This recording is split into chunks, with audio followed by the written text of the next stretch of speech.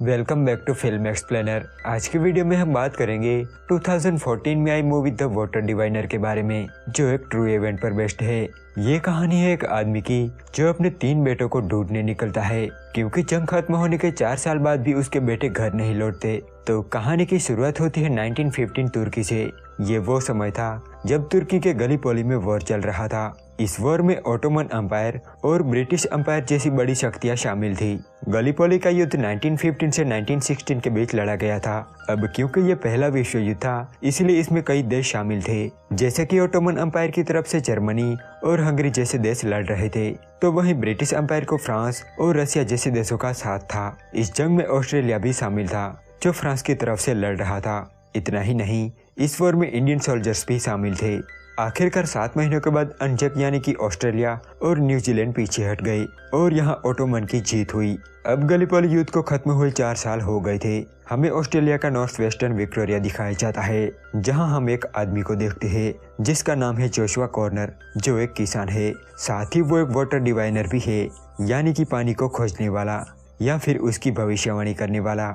वो dowsing method का use करके जमीन में पानी खोजता था और वो इसमें माहिर भी था, क्योंकि जहाँ वो रहता था वो एक बीहड़ इलाका था, इसीलिए उसे जमीन से ही पानी निकालना पड़ता था। जब वो पानी खोज लेता है तब वो बहुत खुश होता है और रात को अपने घर जाता है, जहाँ उसकी पत्नी लिजी उनके बेटे के जूते साफ कर रही थी। वो जोशुआ को बताती है कि बच्चे सोने चले गए हैं, लेकिन कहानी सुनने के लिए तुम्हारी राह दिख रहे हैं। तो जोशुआ बच्चों के कमरे में जाता है और उन्हें कहानी सुनाने लगता है, लेकिन वो कमरा खाली था। यहाँ हमें पता चलता है कि उनके 3 बेटे थे, जो 4 साल पहले गलीपोली जंग में मारे गए थे। लेकिन आज भी लिजी ये मानने को तैयार ही नहीं थी कि उसके बेटे मर चुके हैं। उसकी दिमागी हालत भी खराब हो चुकी है और वो अब भी मानती है कि उनके बेटे जिंदा है। वो जोशुआ से कहती है कि तुम जमीन से पानी ढूंढ सकते हो, लेकिन मेरे बेटों को क्यों नहीं ढूंढ सकते। इस सवाल का जोशुआ के पास कोई जवाब नहीं था। अपने बेटों को खोने का उसे भी बहुत दुख था, लेकिन शायद उसने ये मान लिया था कि उनके बेटे जंग में मारे गए हैं, क्योंकि अगर वो जिंदा होते तो वो 4 सालों में घर आ ही जाते। जोशुआ को वो पल याद आते हैं जब उसके बेटे जंग में जा रहे थे। अब ऐसे ही अपने बेटों को याद करते करते वो सो जाता है और सुबह जब उसकी आंख खुलती है तब लिजी घर में नहीं थी। वो भागकर पास के तालाब पर जाता है, जहाँ लिजी की लाश पानी में तैर रही थी। उसकी पत्नी ने सुसाइड कर लिया था और इस हादसे से जोशुआ पूरी तरह से टूट जाता है। लिजी हमेशा से चाहती थी कि जोशुआ उनके बेटे को ढूंढे, इसलिए जब जोशुआ उसे दफना रहा था तब वो अपनी मरी हुई पत्नी से वादा करता है कि वो उनके बेटे को ढूंढने जाएगा और उनकी अस्थियों को उसके पास ही दफनाएगा। लिजी को दफना के वो अपने बेटों को ढूंढने निकल पड़ता है। यहाँ हम मेजर हसन और सार्जेंट जमाल को देखते हैं, जो आज जंग के 4 सालों बाद गलीपोली आए थे। वो यहाँ कर्नल ह्यूज से मिलते हैं। गलीपोली में मेजर हसन और कर्नल ह्यूज आमने सामने लड़े थे और कर्नल अच्छी तरह से जानता था कि मेजर हसन सबका बाप था, लेकिन अब युद्ध खत्म हो गया था, इसीलिए अब उनके बीच कोई भी दुश्मनी नहीं थी। कर्नल की यूनिट यहाँ ब्रिटिश सैनिकों की लाशें ढूंढ रही थी, ताकि उन्हें ढूंढ के उन्हें सम्मान पूर्वक दफनाया जाए, क्योंकि इस जंग में हजारों सोल्जर्स मारे गए थे, जिनमें सैकड़ों सोल्जर्स की लाशें भी नहीं मिली थी। अब क्योंकि जंग के दौरान मेजर हसन भी वहीं था, इसीलिए कर्नल ने उससे मदद मांगी थी, ताकि वो बता सके कि कहां पर उन्होंने ज्यादा सोल्जर्स मारे थे। कर्नल कहता है कि हमने यहाँ 10,000 सैनिक गवा दिए हैं। तब मेजर हसन कहता है कि हमने यहाँ 70,000 से भी ज्यादा सैनिक गवा दिए हैं, जिनमें से कई सैनिकों की हमें लाशें भी नहीं मिली है। अब हम जोशुआ को देखते हैं, जो ऑस्ट्रेलिया से तुर्की जा रहा था। तभी उसे एक किस्सा याद आता है, जब उसके 3 बेटे शिकार पर गए थे और तभी इस बिहड़ में एक रेतीला तूफान आ गया था। तब जोशुआ भागकर उन्हें लेने जाता है। उसके बेटे बहुत डर रहे थे। तब जोशुआ उन तीनों को चादर से ढक देता है और उन्हें हौसला देता है। हम सब जानते हैं कि वो एक बाप ही होता है जो हमें लड़ना सिखाता है, फिर हालात चाहे जो भी हो। अब 3 महीनों के सफर के बाद वो तुर्की के इस्तांबुल पहुंच जाता है, जहां पहुंचते ही एक बच्चा उसे जिद करने लगता है। वो जोशुआ से काफी रिक्वेस्ट करता है कि आप हमारे होटल चलो, हम आपको शानदार खाना और रहने के लिए एक साफ कमरा देंगे। लेकिन जोशुआ उसे इग्नोर कर देता है, क्योंकि वो सीधा गलीपोली जाना चाहता था। वो एक पुलिस ऑफिसर से पूछता है कि मुझे गलीपोली जाना है। तब वो बताता है कि आप वहाँ पर नहीं जा सकते। वहाँ जाने के लिए आपको ब्रिटिश के युद्ध कार्यालय में जाना होगा और वहाँ से आपको परमिशन लेनी होगी। तभी वो बच्चा, जिसका नाम ओरहन होता है, वो जोशुआ का बैग लेकर भागने लगता है। वो बस जोशुआ को अपने होटल में लाना चाहता था। जोशुआ भी उसका पीछा करते हुए उसके होटल तक आता है और अब वो होटल में रुकने के लिए मान जाता है, क्योंकि बिना परमिट के वो गलीपोली नहीं जा सकता था। अब वो होटल के अंदर जाता है, जहाँ आयशा नाम की एक औरत थी, जो ओरहन की माँ थी। जोशुआ कहता है कि मुझे एक रूम चाहिए, मैं ऑस्ट्रेलिया से आया हूँ। ऑस्ट्रेलिया का नाम सुनते ही उसके चेहरे का रंग उड़ जाता है, क्योंकि वो उसका दुश्मन देश था और उसने भी जंग में बहुत कुछ खोया था। वो जोशुआ को बताती है कि मेरे बेटे से गलती हो गई, यहाँ पर कोई रूम नहीं है। लेकिन तभी वहाँ पर ओमन आता है, जो जोशुआ को एक रूम दे देता है। आयशा इस्तांबुल में एक होटल चलाती थी और साथ ही अपने फादर का ख्याल भी रखती थी, जिनकी दिमागी हालत कुछ ठीक नहीं थी। वो जोशुआ के कमरे में टॉवल्स देने चाहती है, जहाँ वो उसे बताती है कि आपको एक बार नीले दरगाह जाना चाहिए, ये इस शहर की सबसे खूबसूरत जगह है। जोशुआ कहता है कि मैं यहाँ घूमने नहीं आया हूँ, मैं गलीपोली जाना चाहता हूँ। ये सुनकर आयशा चौंक जाती है। वो जोशुआ को बताती है कि वहाँ पर अब भूतों के अलावा और कुछ नहीं है। अगले दिन जोशुआ युद्ध कार्यालय में जाता है और ब्रिटिश ऑफिसर से गलीपोली जाने की परमिशन मांगता है। वो उसे अपने बेटों की तस्वीर दिखाता है और बताता है कि मैं उनकी अस्थियों को ढूंढ के अपने साथ ले जाना चाहता हूँ और उन्हें उसकी माँ के साथ दफनाना चाहता हूँ। लेकिन ऑफिसर उसे परमिशन देने से मना कर देता है। वो कहता है कि ऐसे हजारों कंकाल उस जमीन में दफन है और अब वही उनका घर है। मैं तुम्हें परमिशन नहीं दे सकता, तुम वापस अपने देश चले जाओ। तुर्की में माहौल अभी भी गर्म था और ब्रिटिश लोगों के खिलाफ रैलियां निकाली जा रही थी। तुर्की के लोग जंग को अभी भी नहीं भूले थे और वो ब्रिटिश लोगों से नफरत करते थे और इसमें आयशा भी शामिल थी। एक दिन जोशुआ जब ब्रेकफास्ट कर रहा था, तब आयशा के फादर उसे पूछते हैं कि तुम्हारी बीवी कहाँ है। तब वो जवाब देता है कि वो अब नहीं रही। ये सुन के आयशा को बड़ा झटका लगता है। आयशा पूछती है कि तुम्हारे कोई बच्चे हैं, लेकिन इस सवाल का जोशुआ के पास कोई जवाब नहीं था। तब उसकी हालत देखकर आयशा उसे बताती है कि अगर आपको गलीपोली जाना है तो आपको किसी मछुआरे को ढूंढना होगा। अगर आप उसे अच्छे पैसे देंगे तो वो आपको वहाँ ले जाएगा। ये सुनकर जोशुआ उसका शुक्रिया अदा करता है। अब वो गलीपोली जाने के लिए निकल जाता है। तभी पीछे से ओरहन भागता हुआ आता है, जो जोशुआ को एक तस्वीर देता है और कहता है कि आप वहाँ जाके मेरे पापा को ढूंढना, वो कई सालों से घर नहीं आए हैं और मुझे उनकी बहुत याद आती है। जोशुआ पूछता है कि तो फिर होटल में जो आदमी है वो कौन है। ओरहन कहता है कि वो मेरे चाचा है। यहाँ हमें समझ आता है कि ऐसे एक विधवा है और उसका पति गलीपोली युद्ध में शहीद हो गया है, शायद इसीलिए वो ब्रिटिश लोगों से नफरत करती थी। अब जोशुआ वो तस्वीर अपनी जेब में रख लेता है और वहाँ से चला जाता है।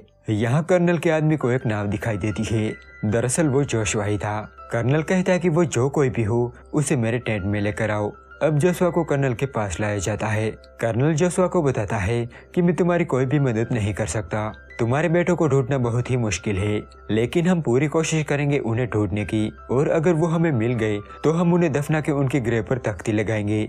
जोशुआ बताता है कि मैं जानता हूँ कि वो कहाँ पर मारे गए थे। वो अपनी बुक में से एक नक्शा निकालता है और कर्नल को देता है। तभी उसके बेटों की तस्वीर नीचे गिर जाती है और जब मेजर हसन वो तस्वीर उठाता है तब वो उनके बेटों को पहचान लेता है। अब जोशुआ को वापस जाने के लिए बोला जाता है, लेकिन वो बहुत ही जिद्दी था। वो वापस नहीं जाता और समुद्र के किनारे ही बैठा रहता है। कर्नल अपने आदमी से कहता है कि उसे खाना और एक कंबल दे देना। अब अगले दिन मेजर कर्नल से कहता है कि हमें इस आदमी की मदद करनी चाहिए, क्योंकि वो इकलौता ऐसा बाप है जो अपने बेटों को ढूंढने आया है। कर्नल कहता है कि उसके बेटों को ढूंढना बहुत ही मुश्किल है और ये बात आप भी जानते हो। मेजर कहता है कि मैं उस जगह के बारे में जानता हूँ जहाँ उसके बेटों की मौत हुई थी। ये सुनकर कर्नल भी जोशुआ की हेल्प करने के लिए मान जाता है। वो जोशुआ को उस जगह ले जाते हैं जहाँ उसके बेटे मारे गए थे। तभी हमें युद्ध का फ्लैशबैक दिखाया जाता है, जिसमें जोशुआ के तीनों बेटे एक साथ लड़ रहे थे। जोशुआ भी उन पलों को महसूस कर रहा था।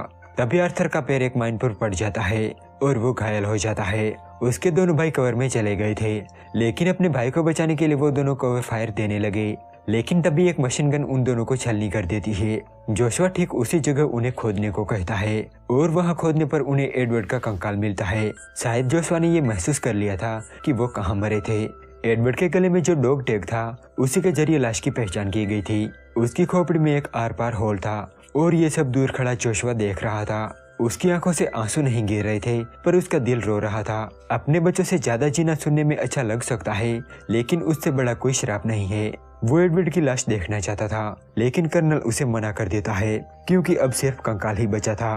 अब उसे वापस टेंट में भेज दिया जाता है। कुछ देर बाद कर्नल उसे खबर देता है कि हमें हेनरी मिल गया है। जोशुआ कहता है कि अभी भी आर्थर को ढूंढना बाकी है। कर्नल कहता है कि हमने हर जगह छान ली है, लेकिन हमें कुछ नहीं मिला। अब जोशुआ अपने बेटों को ऑस्ट्रेलिया ले जाने की बात करता है, लेकिन कर्नल कहता है कि तुम उन्हें यही दफन कर दो, क्योंकि अब यही उनका घर है। तो जोशुआ उसकी बात मान जाता है और उसके दोनों बेटों को दफना देता है। और अगले दिन यहाँ से निकलने के लिए अपना सामान पैक करने लगता है। तभी वहाँ पर मेजर आता है जो उसे एक लिस्ट दिखाता है। वो उसे बताता है कि ये लिस्ट उन सैनिकों की है जिन्हें बंदी बनाया गया था और इसमें आर्थर का भी नाम है।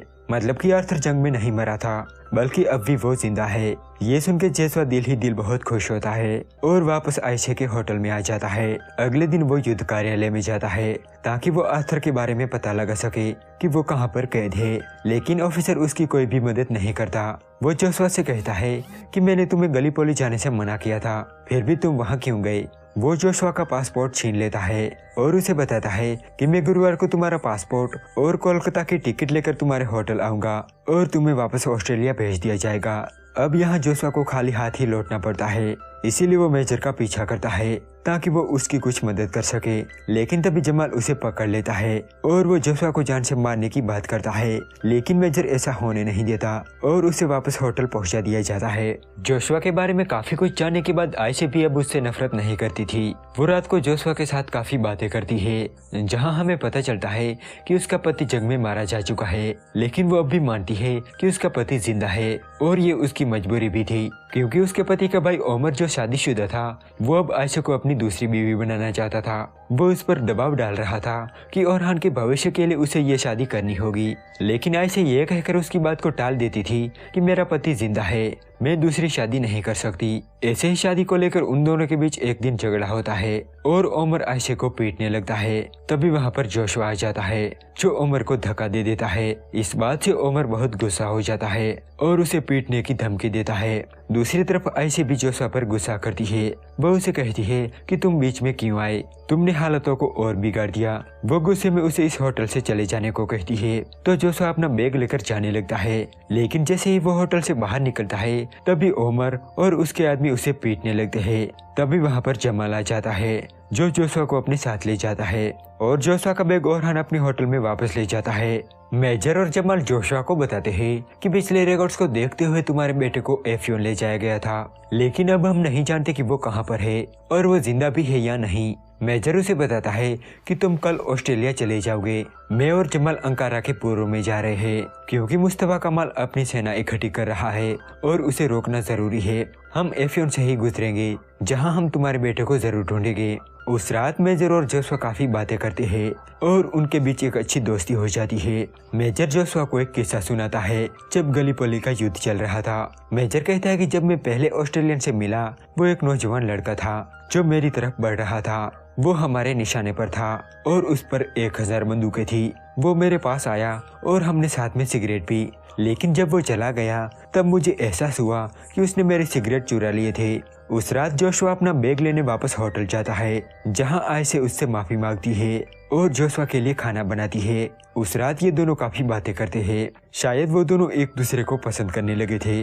अगली सुबह ब्रिटिश ऑफिसर होटल पर आता है क्योंकि आज वो जोशुआ को वापस भेजने वाले थे, लेकिन जोशुआ वापस जाना नहीं चाहता था, इसीलिए वो आयशा की मदद से भाग जाता है और उस ट्रेन में चढ़ जाता है जिसमें मेजर और उसके सैनिक जाने वाले थे। तभी मेजर देखता है कि एक गांव चल रहा है और कई लोग वहां से जा रहे हैं। ये देखकर वो समझ जाता है कि ग्रीक सोल्जर आसपास ही है। वो जोशुआ को बताता है कि एक वक्त था जब हम और वो एक थे, लेकिन अब हमेशा आपस में लड़ते रहते हैं। तभी ग्रीक सोल्जर्स ट्रेन पर अटैक कर देते हैं और मेजर के कई सोल्जर्स को मार देते हैं। वो मेजर और जमाल को भी मारने वाले थे, लेकिन जोशुआ उन्हें बचा लेता है, लेकिन यहाँ जमाल मारा जाता है। अब जोशुआ और मेजर घोड़े लेकर एफियोन पहुँचते हैं ताकि शायद उन्हें वहाँ आर्थर मिल जाए। तभी जोशुआ एक विंडमिल को देखता है और वो समझ जाता है कि यह काम आर्थर ही कर सकता है।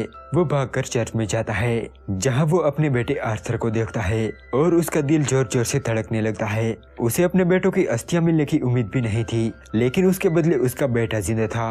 वो उसे गले लगाकर रोने लगता है। तभी वहाँ पर मेजर भी आ जाता है। आर्थर कहता है कि मैं वापस नहीं आऊंगा, मैं अपने भाइयों का ख्याल नहीं रख पाया। वो बताता है कि हेनरी के चेहरे पर गोली लगी थी, वो सिर्फ कुछ ही पलों तक जिंदा रहा और फिर हमें छोड़कर चला गया, लेकिन एडवर्ड का खून घंटों तक बहता रहा और वो दर्द से तड़प रहा था।